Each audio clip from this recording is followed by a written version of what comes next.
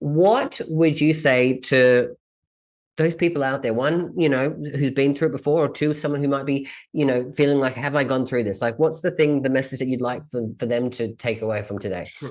Well, of course, whether you're a male victim or a female victim, um, your feelings are valid. Yes, and whatever your perpetrator did to you, it was wrong, and you didn't deserve it, and you didn't ask for it.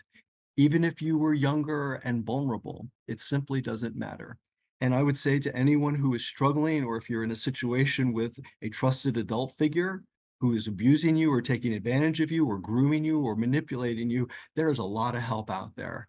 There's a lot of services for male survivors, female survivors, all survivors, that can help you to find a way towards self-empowerment, that can help you to find a way towards safety. Yes, and to help you to find a way out if you're actively engaged in a situation where you're being abused and or manipulated, and it's not a level playing field. Certainly recovery and healing is possible. Welcome to the Queer Quest podcast, your beacon of light and sprinkle of glitter in the queer community. I'm your host, Cristiano Green, CEO and founder of Queer Quest and a transformation coach for queer individuals. And together, we're embarking on a journey of transformation.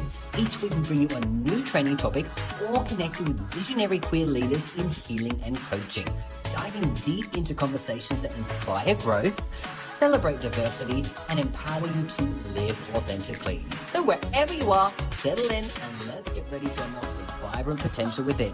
This is where your quest begins.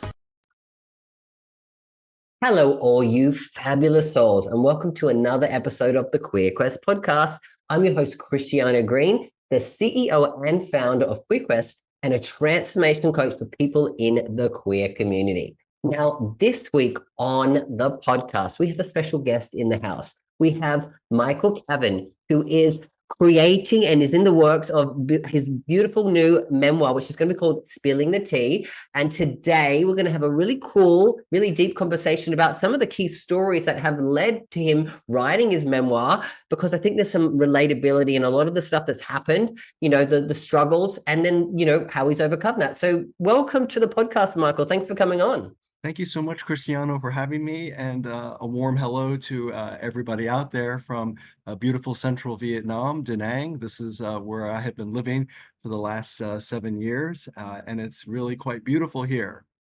It is a beautiful country. The Asian countries are really where it's at. Of course, everyone knows that I'm in beautiful Bali. He's in fantastic Vietnam. So if you haven't traveled to this part of the world, you should be booking your next plane flight very, very soon, because it's a beautiful part of the world to explore. But we're not talking about that today, Michael. We're going to be talking about, a bit about your journey, your life, because of course you're currently in the works of bringing out a new memoir called Spilling the Tea. So before we jump into, I guess, all of the key things that are in there, tell me, why did you call it, or why is it going to be called Spilling the Tea? Well, I looked at a number of different options, and some were either dark or too light. And because a lot of my memoir covers my years in a gay bar empire in Dallas, Texas in the 1980s, I do spill a lot of tea about the intrigue and the drama of what life was like in that world, and I got a lot to say, so I do spill a lot of tea. It seems like a nice title, and it's catchy. And I think that if we were to have something underneath, or we've been working on underneath, we would be, dispatches from a gay bar empire, removing a predator teacher from the education system, and co-founding the first LGBTQ themed restaurant in the United States. So that fills it out. And what I just said really covers the three main stories. And they say in any memoir, any great memoir, you got to have three great acts. And I've got those acts, and they are Dallas, New Hampshire, and Columbus, and my adventures in those cities. Beautiful. Well, let's start off with, keeping it as light as possible to start with, because I know you mentioned growing up in the 80s in Dallas in a gay bar empire. Let's talk about what was it like for someone, because for me, I was born in the 80s, so I've Sure. heard so much about what it was like living in that era. But let's talk about it from the gay Sure. perspective. Someone who grew Sure. up in that era. Yeah, Sure, share sure, from there. sure. And to clarify, I was raised on Long Island, which is its own horror story. Okay. But we're not going to spend a lot of time on Long Island. And yes, unfortunately, caregivers, it was a bad situation with caregivers when I was a kid and a teen. And I learned early on, especially where that teacher was concerned, who perpetrated me in high school, that my worth, was as a sexual object. So, Mhm. after getting those messages and those different traumas, I just carried on into Manhattan, New York. Again, I was in Long Island. I go into New York and I Yeah. discovered the East Side, and I discovered hustler bars, and I discovered I could get a lot of attention and meals and other things that older, wealthier, nice gentlemen would buy for me as I sashayed around looking fabulous and cute and carrying on.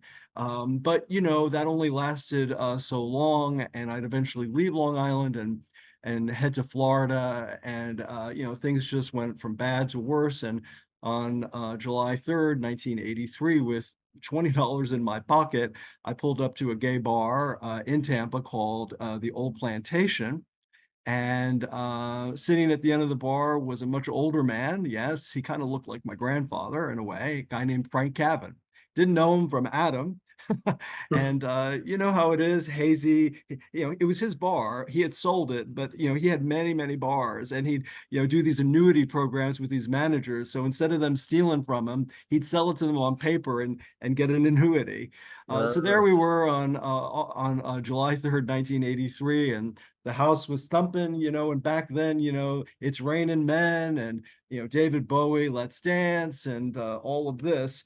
And I was running out of options. Now, I'd been quite the little hustler in Manhattan, so I knew how to work it, and I knew how to sell my wares, to get what I needed. And Yeah, here's this, here's this man who appeared kind of wealthy, I guess. I don't know, but he was very warm and kind, and we started chatting, and drinking. We were drinking a lot, of course. and all of a sudden, it's all on his tab. And go to a Chinese restaurant afterward, and then make it back to his place. And we had a connection, yes. And he knew that I was hungry. He knew I was destitute. He knew I was homeless, but he saw something in me. He saw talent. He saw ability. He said he liked, hungry people, or hungry for opportunities. And he talked about his organization back in Texas called Cavan Enterprises, which owned dozens of bars. And over his career, Frank Cavan had 60 bars. That's a lot of concepts. I A mean, lot. the man was brilliant. He was a genius. And if you visit my website, michaelcavan.com, I know we'll talk that about the end. It's got pictures. And Frank kind of looked like Big Daddy from Cat on a Hot Tin Roof. Burl Ives, I think, was the actor. Yes. And if we were to describe him a little bit more, we could say he was a cross between Liberace and Tony Soprano, but more Oh, Tony Soprano than Liberace, although he certainly had his Liberace side. So, Frank ushered me into his very glamorous, amazing world. And how did I go from rags to riches like this? It was really very dramatic. And, over a series of weeks, my life changed dramatically. wow. And I became the target of vicious criticism, Of people, course. in Frank's bars and in Dallas. And you asked about the environment of the bars. Frank had, 3 or 4 bars in a row on Cedar Springs, also known as Oak Lawn. Yes. And he liked to call it Homo Heights. He had bars Oh, in that area of Oak Lawn called Homo Heights, and then another area on Fitzhugh Avenue, he called that Faggot Flats, and he had a couple bars there. So he had gotcha. bars on either end of town, and so I learned a lot. But when we would enter the bar and I'd be on his arm, I mean, people would laugh and they'd snicker and they'd look at me and they'd say, well, I could see, them saying, "Whore, hustler," blah, blah, blah. Yeah. He's after Gold Frank's, digger, all of those things. Yeah. he's after Frank's money and all of that. But it was a real culture shock to make that transition into his world. And I was way over my head, Cristiano, and to all your listeners out there. I was so young. and so immature, and I had no idea what I was doing in this situation other than I needed to be taken care of. I was looking for a daddy. I found a daddy. Yeah. Yes, 40 years my senior. Yes, and soon, and then within, 6 months, we were, looking at how, back then gay marriage, was not an option. Yeah. And so it wasn't totally uncommon, for men who wanted to have a legal commitment to do adoption as an adult. And Frank would wound up the year later adopting me, and I am his legal son by adoption. And so, you could say that we had a father-son relationship with benefits, right? Yeah. With I see. benefits. Yeah. Tell And us a bit more about that. So that was because for me, I obviously I'm not too aware of things like that. So people in that age, that was a common thing for people to do. So they it would was adopt a young. It's like if they had a relationship with someone, they could. adopt each other, and they could be the same age or different age. I saw it happen with same age. Of course, Frank and I, we did look like a father and son because of the age Of difference. course, But yes, back then there were lots of couples who did that as an option to have a legal commitment with their you have a partner. legal commitment, and then of course it gives each other like specific rights if something did happen in the event of whatever going Right. down. It gives you some legal recognition. I mean, there's still estate planning and all of that would need to be done. Gotcha. Thankfully now, times have changed, and in many places throughout the world, you can Yes. legally be married, which is great, which is great. So, the environment, those bars, because you did ask about that, Yes. the big bar was JR's Bar and Grill. We called it an S&M bar, right? Stand and model. Mm. Now the S&M bar, the real S&M bar was behind, called Throckmorton Mining Company. Now that was dark lights, and baby, if you were wearing an Izod or anything preppy or nice clothes, you weren't allowed in. You were expected to be wearing jeans and leather and t-shirts, and Gotcha. maybe not even a shirt. And a lot went on back there. Of course. And then on the other side of Throckmorton, there was the big nightclub, and that Frank's nightclub. He had a few nightclubs, and when I was there, it was called 4001. Before it was called the Old Plantation. And he was always moving things around. Further down on the other side of the block, he had another bar, which eventually became the New Old Plantation. And he supported, drag queens, and provided a stage and place for drag queens to perform. He wasn't crazy about them in general, but Frank, he was Rose when he decided to do drag. And so he would create, a space for drag queens to perform. And back then, Cristiano, there was no social media. There Of was course no not. social media. So if you meet somebody in Frank's bar, right, and you're keen on them, Frank had little trick cards. He called them trick cards on the bar, right? And you pick it up and you meet somebody, what's your name? Get them, write down their phone number. And then along the bottom of the card, there was 1 through 10. So because it's hazy and smoke, because back then there was smoking, and it was all quite intense, you would circle either 10, 9, 8, or 7. Anything less than a 7, you throw the card away, I guess.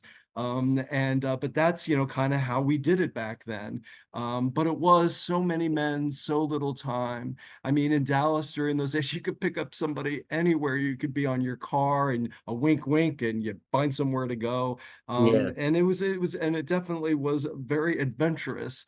Back then, you had to be creative to get laid, and to meet people. And of course, the bars played an integral role in gay men meeting each other and being Totally. able, it was critical. And Definitely. let me tell you, this social media business would put a sword through Frank's heart. It would destroy him. If social media had happened back then, because what's happened is social media has minimized the need for people to go out to the bars to meet others, because you can now do it on your phone. Yeah, on your phone. Yeah. Yeah. So times have changed, but back then it was very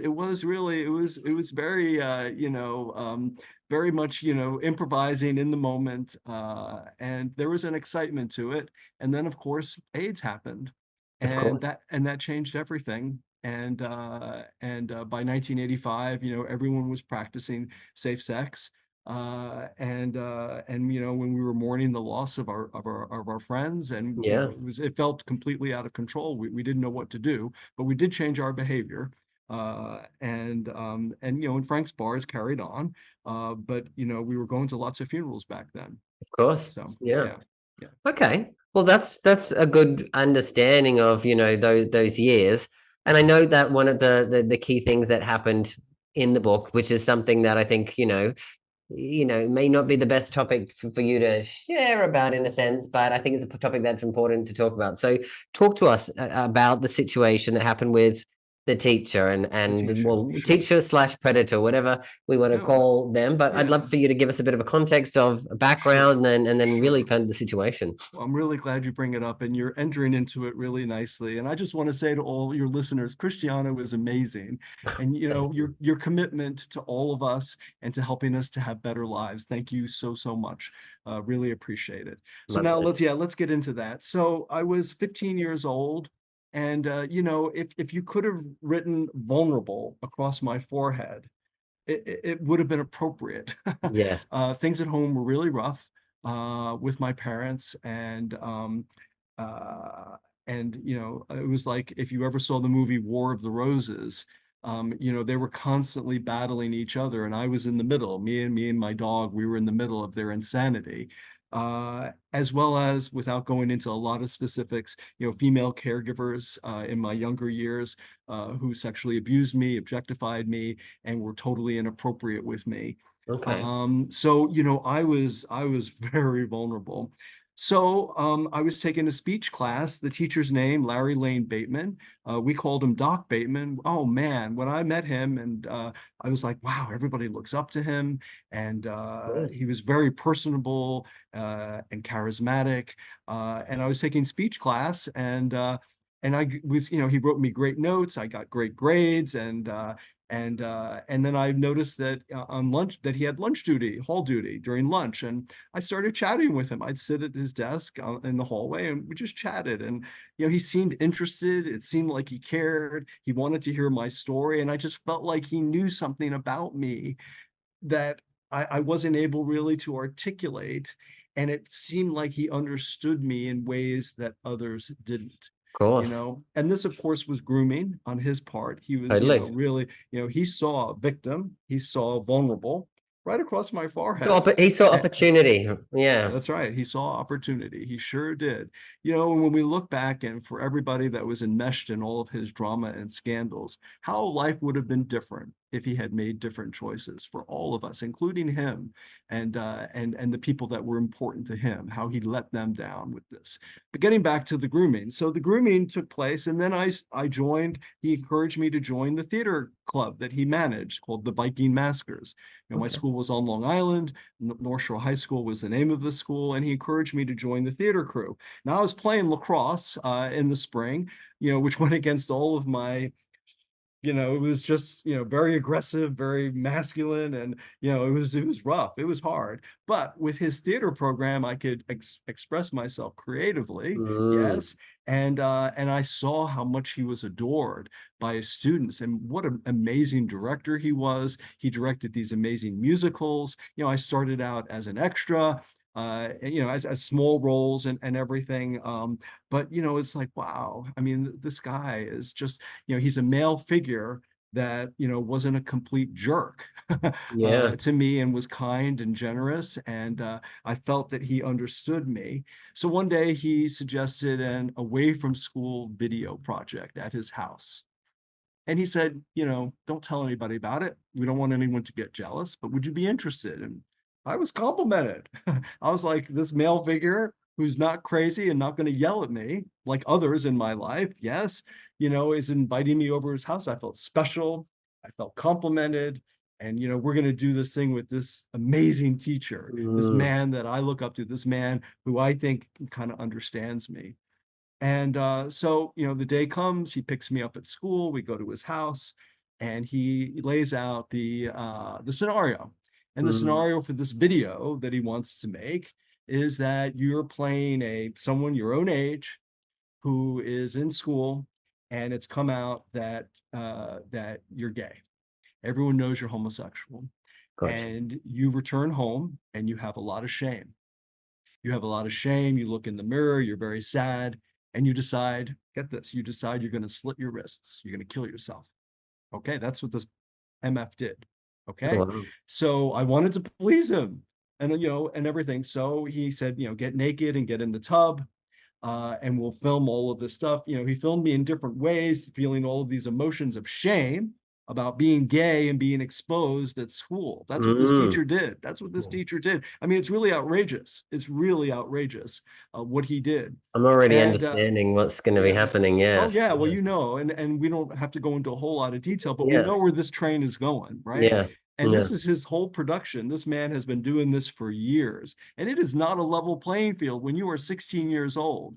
It is not a level No. playing field. No, God So knows. Yes. right. So so Total advantage, yeah. total manipulation. Yeah. So he gave me marijuana. Yes, he gave me wine. I drank the wine. I smoked the marijuana. We did the filming and everything. Finally, we wound up in the bathroom. I was naked in the tub. He said, if you put tea leaves, yes, on your wrist, right, and if you put it down into the water, it'll look like there's blood spurting out. So we filmed that.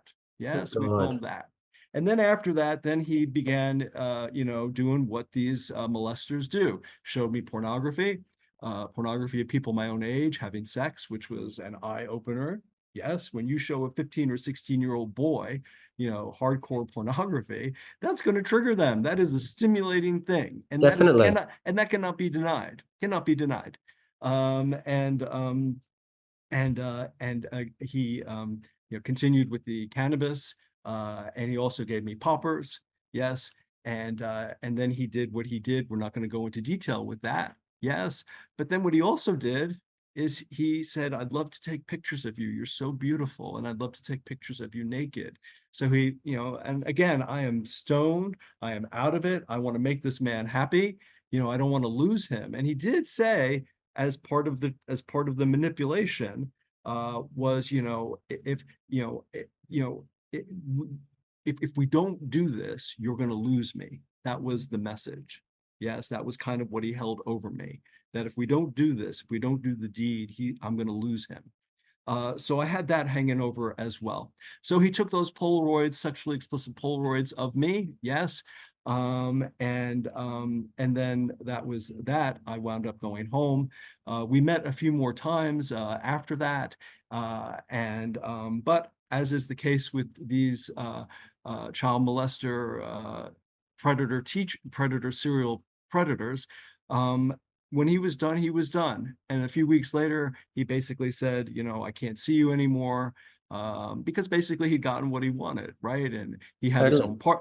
own partner, who was also a former student, in the mix. So he encouraged me to meet people my own age, but he was done. And I did not know how inappropriate this was. I had no Was. idea. I thought he was my friend. Yeah. I thought this was all okay. I didn't know how un-okay it was. Okay. Although part of me probably did. Yes, but that part was just so small and so overwhelmed that that voice could not yet come out and be heard. Definitely. Yeah. So, and then he wound up leaving my high school. He was laid off, and he got a job at Phillips Exeter Academy in New Hampshire, which is one of the premier private schools in the United States.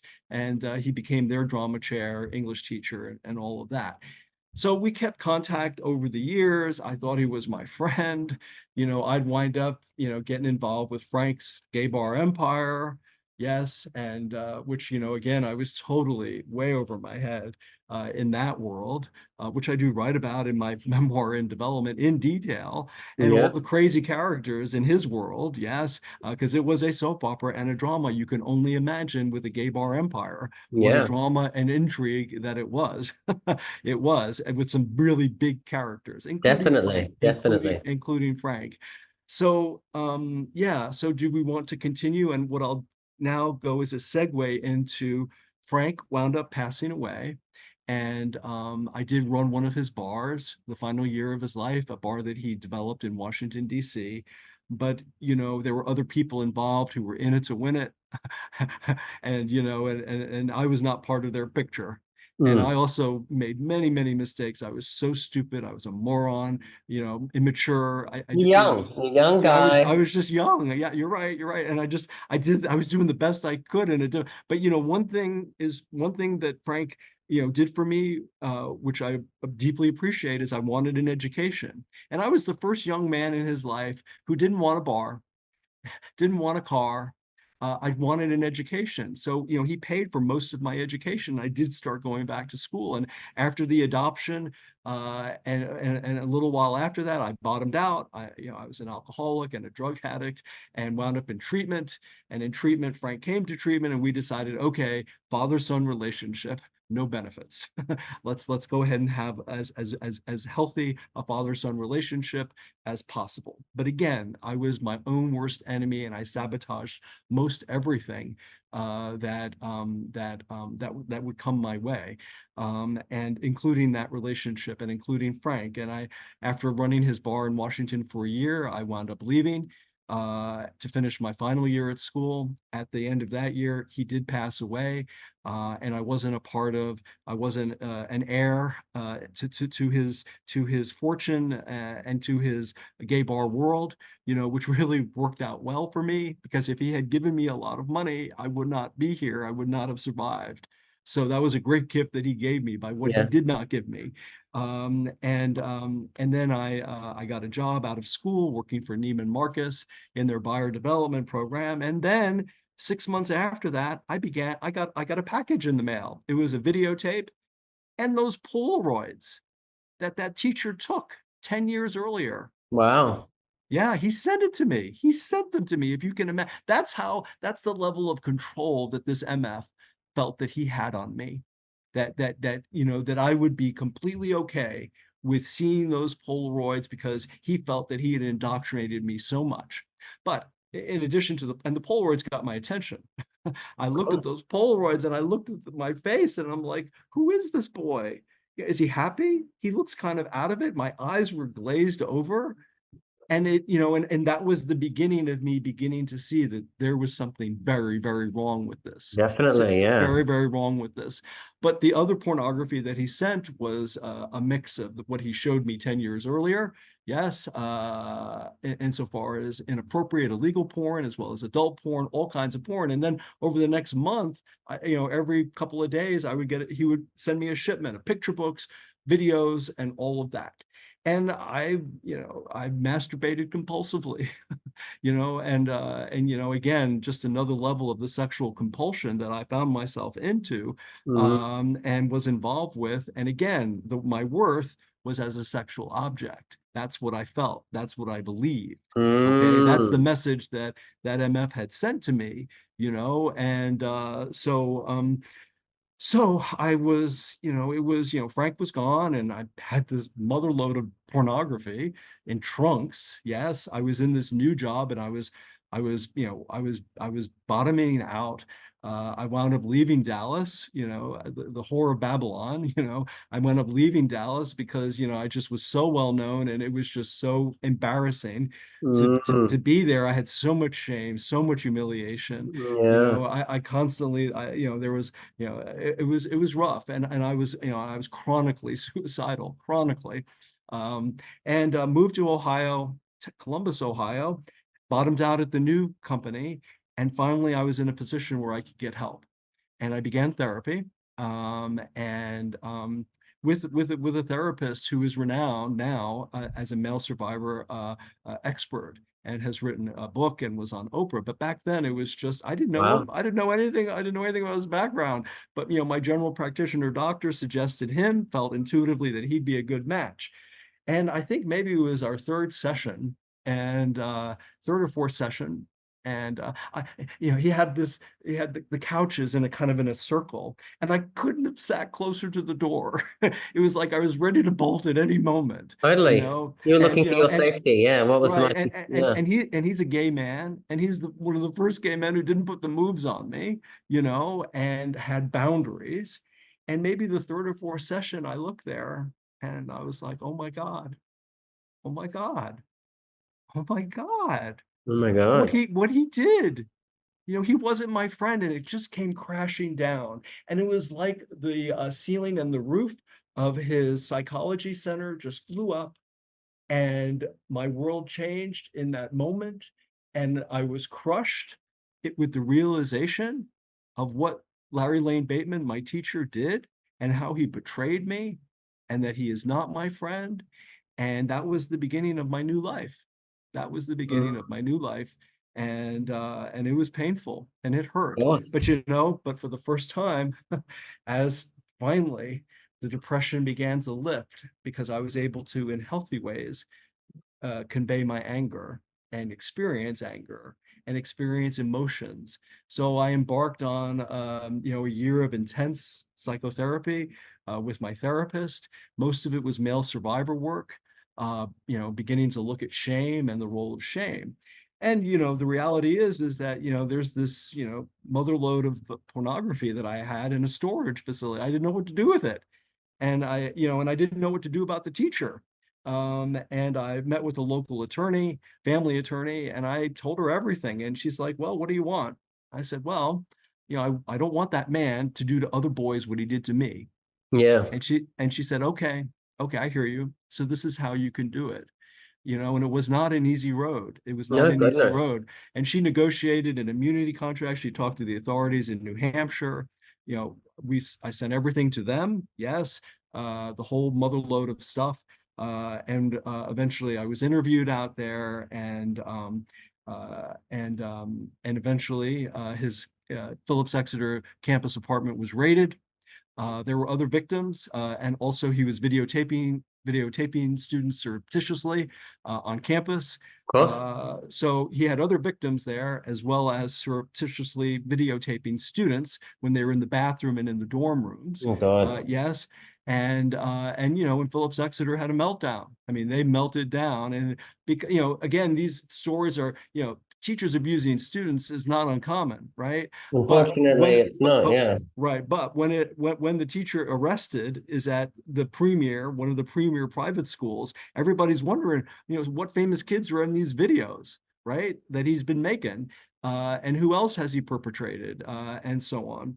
But my attorney, she was very clear that I cannot be anonymous in this. If I'm going to do this, I have to get it all out there, and that means all of the salacious background. Um, with Frank and my younger years, hustling on the east side of Manhattan and all that stuff, that would have to come out. And I disclosed all of that to the authorities. So there would be no surprises, no surprises. They knew everything going into it. When Yeah. they treated me like they treated me like a victim with respect. There was no homophobia, nothing like that. And I thought they did a fantastic job of doing everything they could to keep me safe, and also to respect the fact that, yes, this is complicated. Maybe there are, I mean, are there perfect victims? Well, usually there's complications in victimhood. It's usually not easy, and there's other stuff going on. And my Yeah. situation, had its complications. Yes, and Totally. And I this, can this imagine how, because, you've sent it to probably a specific department who deal with this kind of thing, they would Mhm. know how to handle it and have seen many Right. victims of situations, which is fantastic that because your situation was, you know, of the like I said, the in the gay world, which wasn't as open and accepted as it is now. It's still great that they handled it probably the same way that they probably would have handled it if it was just Sure. that the That's other right. way. Yeah. That's right. Yeah. So I'm very grateful for that, and I was definitely in good hands. There was a trial. I was one of a couple of students that testified. I testified that he mailed me those Polaroids that he had taken 10 years earlier.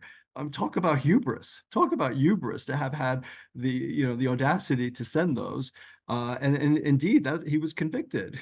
So let's just be really clear. Child porn is bad. Of It's course. bad. Yes, very bad. But this trial of his, he could not be held accountable for what he had done to me when I was 16. This was how he was being held accountable. This was the vehicle to remove him from the education system. And Yeah. that's why I did it, because I had to live with myself and I had a choice.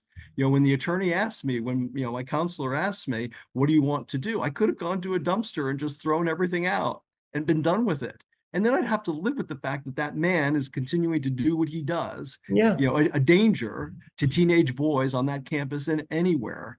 And I wasn't going to have that on my conscience. That's for sure.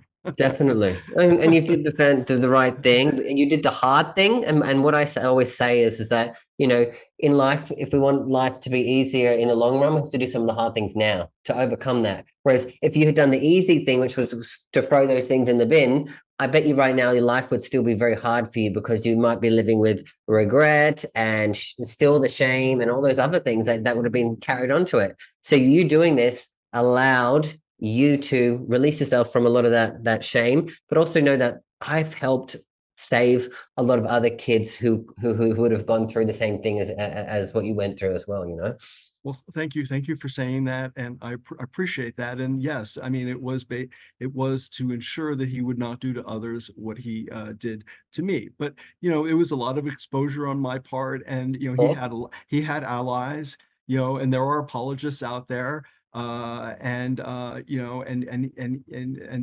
he had advocates and apologists. And I'm not keen on people who apologize or no, who try to make excuses for child molesters, but they're certainly out there, and he had a bunch around him. But at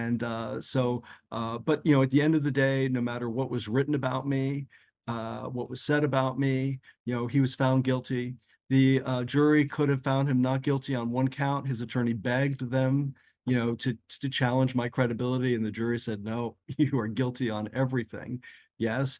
And so anything, that was ever said about me, it didn't matter because I won. That man was removed from the education system. He's out. Okay. And it was Mm, worth it. It's the most important thing I've ever done, Cristiano. And of I'm course. proud of it. And I'm grateful that I was able to do it. Uh, and uh, I'm grateful for you as well. and Yeah. I, it was a very important time, and I'm and I'm just so happy that I was able to accomplish that. For Yeah, sure, it was the most important. Yeah. definitely. Well, Michael, So love. I do have, yeah. Yeah, Go ahead. before we move on, I would love because I believe that there's going to be someone out there listening who has probably is part or has been part of a similar situation where, like I said, they were groomed into these kinds of awful situations. What would you say to those people out there? One, who's been through it before, or two, someone who might be, feeling like, have I gone through this? Like, what's the message that you'd like for them to take away from today? Sure.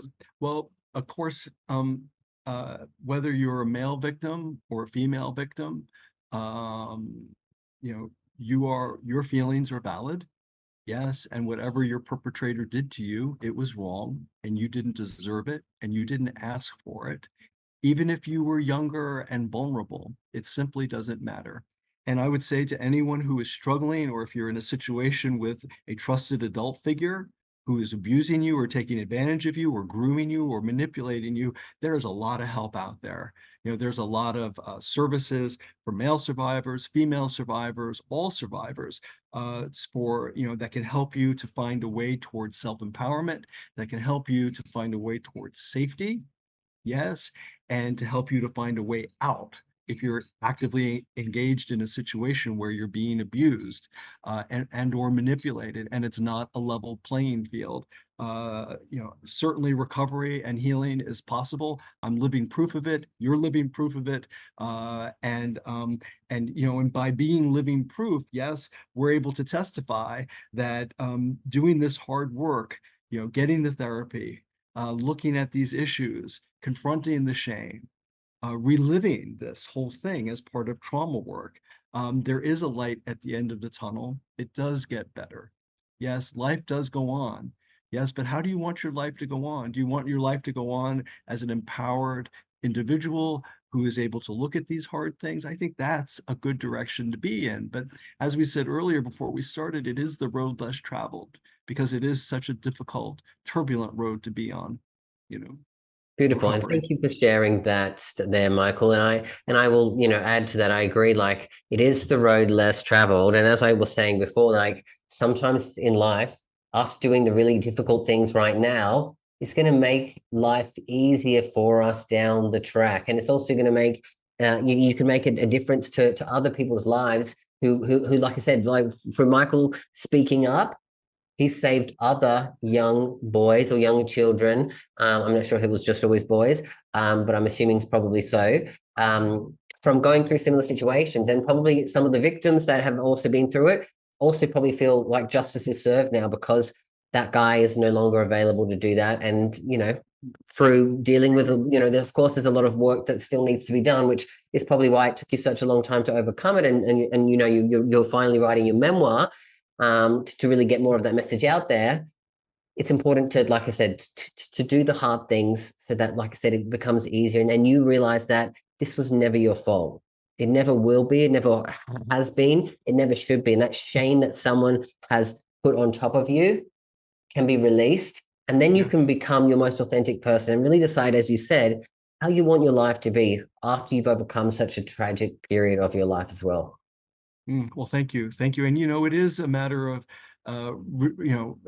the different versions of ourselves. And I do look back at the 30-year-old version, the 40-year-old version, the 50-year-old version, now the 61-year-old version. And I am really grateful for this version of me. I am so comfortable in my skin. I've never been happier. And I'm a highly respected lecturer at a university here in central Vietnam. My students adore me, Mm. and I love my legacy is that I prepare Vietnamese international business students for any communication scenario that they're going to have in their future careers, and that is a really great legacy. So yes, I'm testament that you can get to the other side, find happiness, find contentment, find serenity, experience it, and be able to live a positive life that is open to exploration and new adventures. And certainly maybe the final adventure that we can talk about today, which kind of slides into my redemption, is that after this whole thing with the teacher ended, about a year later, my grandmother passed away. She left me some money, and me and my then partner Tom in Columbus, Ohio, we were in a position to do a business. And we looked at the landscape of LGBT businesses in Columbus, Ohio in the 1990s, yes, and everything was in the shadows. Nothing was really out there. There certainly were businesses and restaurants, but we wanted to do something that celebrated LGBTQ history and culture. So at the time, theme restaurants were very popular. Yes, Hard Rock Cafe, Planet Hollywood. And we thought, well, let's do a restaurant that celebrates our culture and history. So Mm. we began to dream about the possibilities, yes, and we asked ourselves, if these famous LGBT figures throughout history, let's say they were all at the round table, let's say they came to the main stage, what would they say to each other? Where would they agree and disagree? And that's how Out on Main Restaurant was born. That's how it happened. And Tom and I envisioned a place where same-sex couples and all people could come and be empowered, be free to hold hands, to show affection to each other. Remember, this was 1995. It was a different environment, and we're talking about the Midwest. Mm. Columbus at the time was a cow town. It's not now, but back then it really was a cow town. And but so we're doing this fabulous little restaurant in the middle of nowhere, right? And it turned out to be a great match. We opened in 1996. We had an Elton John costume, Liberace costume, Melissa Etheridge guitar. We had big murals that showing and the LGBT experience throughout the years. We had a famous 50 mural of 50 famous individuals throughout history who've made a big difference, who were LGBTQ and bi. And we had shadow box tables, vitrines, where each table told a little bit of the Different gay story. and lesbian history. So it was really just this magical place that we created. We were so fortunate. We had a 6-year run. We had lots of celebrities and authors that came to visit us, from Eartha Kitt, Grace Jones, Betty DeGeneres would come every year. At that time, she was an activist for her daughter. She was an LGBTQ ally.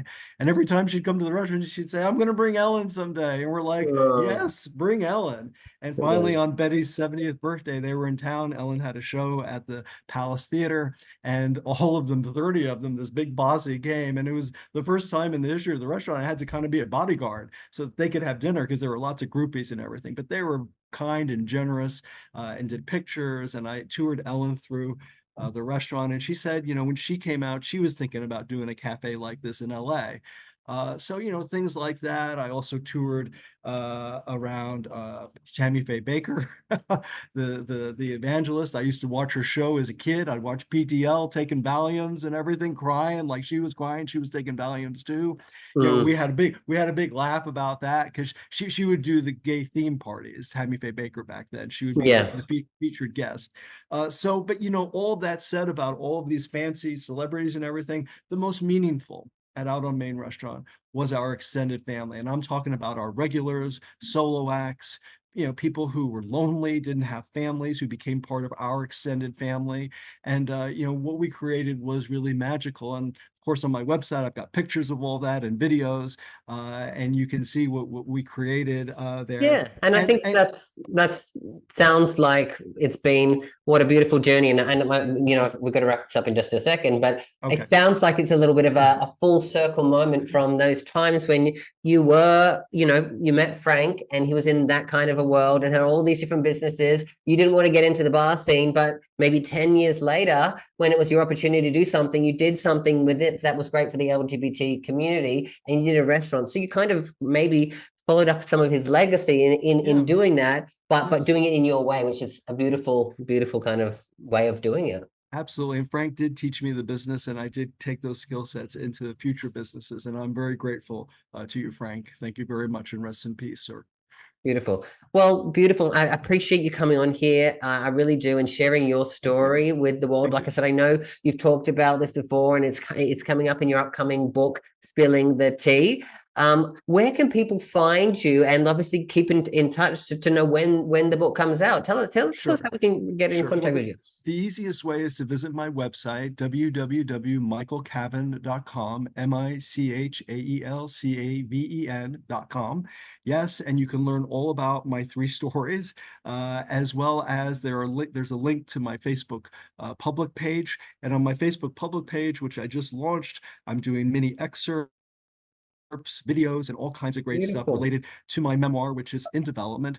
And so if you can like it and follow it, everybody, that would make a big difference, because right now, as an author, we authors, we memoirists, we are expected to have a big following before we approach agents and publishers. So that's what I'm doing now. I'm getting my story out. And Cristiano, thank you so much for bringing me on to Queer Quest podcast, and thank you for your kindness and your generosity, and for all the great energy that you're putting out there to help your listeners have happier lives and empowered lives. Thank you so much. Namaste. Oh, Michael, I really appreciate that. Like I said, we're all doing what we can in the way that we feel blessed to, and our purpose in life. And this book is probably, again, just the next chapter of yours in doing what's right for you. Like I said, I'm sure, like throughout your history, I can see that you've been someone who's been fighting for others as well. And I believe that, once the book comes out, I believe it's going to be a great success, and it'll lead to other things that you can do. So continue working hard. I know that it's going to get out there soon. And yeah, it's just been a pleasure having you on the podcast this week. It's been great to be on. Thank you so much, Cristiano. Thank you, everybody. Take care, and see you soon.